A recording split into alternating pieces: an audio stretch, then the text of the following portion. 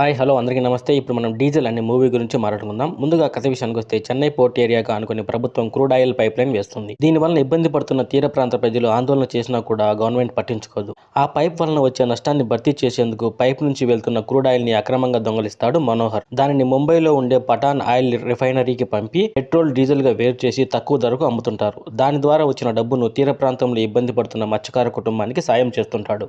ఇదంతా కూడా ఒక సిండికేట్లా నడుస్తుంటుంది. మనోహర్ తర్వాత తన కొడుకు డీజిల్ వాసు ఈ సిండికేట్ చూసుకుంటుంటాడు. అయితే అదే సమయంలో సిండికేట్ కోసం బాలమురుగన్, డీసీపీ మాయవేల్ చేతులు కలుపుతారు. తర్వాత పరిస్థితులు ఎలా మారాయి, పోలీసుల నుంచి డీజిల్ వాసు ఎందుకు పారిపోయాడు, తీర ప్రాంత ప్రజలు కష్టాలు తీరాయా లేదా అనేది మిగిలిన కథ. ఈ సినిమా ప్రభాస్ నటించిన ఛత్రపతిని పోలి ఉంటుంది. ప్రజల్లోంచి ఒక నాయకుడు పుట్టడం, వారి కష్టాలను తీర్చడం అనే కాన్సెప్ట్ ఈ సినిమా. క్రూడ్ ఆయిల్ ను అక్రమంగా ఎలా రవాణా చేస్తారు, ట్యాంకుల్లో ఎలా నింపుతారు, దాన్ని బయటికి ఎలా తరలిస్తారు అనేది దర్శకుడు చాలా చక్కగా చూపించాడు.